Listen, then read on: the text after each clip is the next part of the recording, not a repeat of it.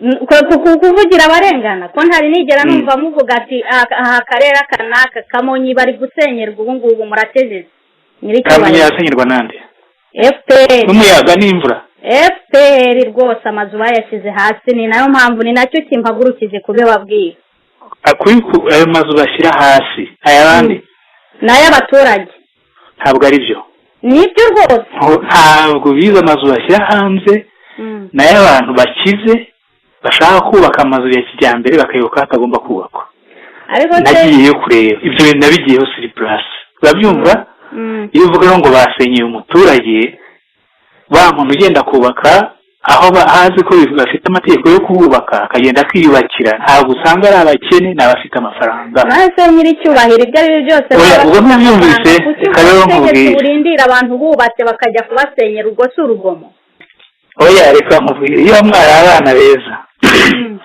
iyo mwari abana beza kandi nigeze kuza aho ngaho iwanyu mu Burayi twaranabivuganye ku buryo burambuye aho mu Buholandi iyo ndi muri Norvège nyir'icyubahiro nuko rero muvuga kimwe mwese muvuga kimwe muri leta ngo muri hanze muravuga ibyo mushatse muragira gute ntabwo muvuga na realite plus nyir'icyubahiro ntabwo muyizi ya Musenyeri Smaragde ndamuzi ari umupadiri professeur w'umunyakibanda iyo wumvaga inyigisho ze ukabona ukuntu ugasoma inyandiko ze wabonaga ari umuntu ufite une profonde spiritualité afite ibura yafashije urubyiruko rwinshi rw'abanyarwanda mu myumvire n'imitekerereze ya gikristo ariko ubu ngubu iyo wumvise ukuntu asubiza uriya munyamakuru wibaza niba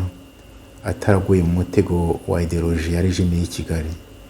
C'est une idéologie néfaste kubera ko ubundi regime nka ziriya kugira ngo ziramuke zishingikiriza amacakubiri ikinyoma no gutera ubwoba.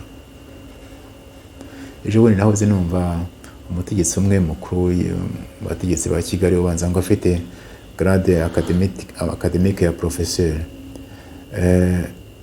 yavugaga ibintu bitagira epfo na ruguru, ibintu ubundi professeur muzima nyawe atanarota avuze. I was even wondering whether he was mentally sound. Nagizeho nibaza niba mu mutwe ari hazima, ariko rero niba mu mutwe atari hazima akajya imbere y'abantu bangana kuriya akabigisha uburyo bagombye kwifata mu bibazo bikomeye nka biriya, ni ukuvuga ko umunyarwanda baracyayobowe n'impumyi. Ariko hari ikibazo, iyo impumyi ihamagaye abantu babona iti nimunkurikire nabo bagakurikira, iyo bageze imbere bakagwa mu cyobo, ikosa ni iry'impumyi cyangwa ni iry'ababona. Icyo kibazo ngihereje abanyarwanda, ariko cyane cyane bariya bari bamwicaye imbere, kubera ko tuvuga ibyerekeye kiliziya. Hari aho yageze asa n'uvugana kwishongora avuga ngo barashaka kwinjira kiliziya gatolika bakayijagajaga bagahindura isura uko babyifuza. Ntibyantangaza bageze ku ntego yabo, kubera ko uko nzi kiliziya yo mu Rwanda ntabwo byabananira babishatse, kubera ko niba barabashije kubiba amacakubiri mu banyarwanda b'ingeri zose, hagati y'umugabo n'umugore, hagati y'abana n'ababyeyi, mu mashuri, mu basirikare, ntabwo muri kiliziya gatolika rero byabananira. Kiliziya ubwo yituye yifitiye ibibazo by'amacakubiri ashingiye ku moko, ubwo bageraho bakarenza amakanzu yera ukagira ngo ni hazima, ntabwo babishatse byabananira. Ariko reka twigarukiye kuri kiriya kiganiro cy'umunyamakuru na Musenyeri. Urabona ko aho Musenyeri ageraho akavuga ati mwese muri kimwe muvuga kimwe. Urabona bijya guhura n'iriya ideologie ya Kigali ishaka kwerekana ko abo hanze bose ari abanzi b'igihugu, ko abantu batavuga rumwe na leta ari abanzi b'igihugu. Ariko yaba byagarukiraga naho ngaho, bagera kure bakavuga ahubwo n'udatekereza kimwe n'umwanzi w'igihugu. donc agomba kwicwa. Hari wahoze ampa urugero ejo bundi ati iyo umutegetsi mukuru yaje gukoresha inama bakabona hari umuntu udakoma mu mashyi udaseka hanga uri mu kaga bucya uri mu kaga. Urabona byanyibukije ya video nabonye ya Perezida Kagame yari imbere y'abasenyeri n'abapasiteri ababwira ati mugomba kwica abanzi b'igihugu nabo bagakoma mu mashyi. Urabona c'est un esclavage mental, spirituel et moral. Biteye agahinda. Cyangwa se nka kuri amasenyeri avuga ati no, ati leta ntabwo isenya amazu, leta ikurikiza amategeko. Buriya n'abantu baba bubatse ahantu hatemewe. Urabona bijya guhuza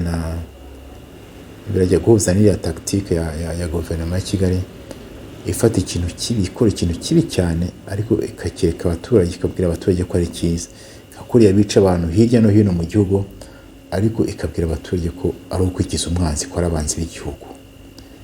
Igasenya amazu, ikirukana abaturage mu mazu yabo ariko ikababwira ko ari ukubashakira ikintu cyiza ariho kugira ngo ibiza bitazabahitana.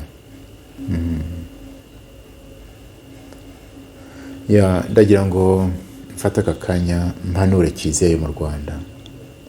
Icyambere nabwira nti nimwigobotore ingoyi y'ubwoba, nimwigobotore ingoyi y'amacakubiri ashingiye ku moko. Icya kabiri, mwireba abanyarwanda bo hanze nk'abanzi b'igihugu nk'uko leta ishaka kubibumvisha. Icya gatatu, ubu ngubu hanze y'u Rwanda hari abanyarwanda benshi cyane. Ubu hari abanyarwanda benshi ku isi yose. Ndakeka ko mwagombye gutekereza bundi bushya pastorali yanyu, mwagombye gutekereza bundi bushya imbago za diocese na za paruwasi zanyu, kubera ko ubu ngubu isi yahindutse paruwasi yanyu, isi yagombye guhinduka diocese zanyu. Ese kuki mutafata nk'umusenyeri umwe ngo mumwohereze agende muri bihugu by'amajyepfo ya Afurika, ajye muri Malawi, muri Mozambique n'ahandi, asure abanyarwanda bahari, abaramutse, abahumurize? Ese kuki mubarekera biriya bishugiye bya demayi bikaba ari byo bijya kubabuze epfo na ruguru? Kuki nta musenyeri wagenda ngo abaramutse, abahumurize? Ndabasaba gukora uko mushoboye mugahuza abanyarwanda, tukaganira, tukubaka u Rwanda rushya. Kandi mwabishobora mubishatse. Ikibazo ni uko mutabishaka. Nimureke tubisengere.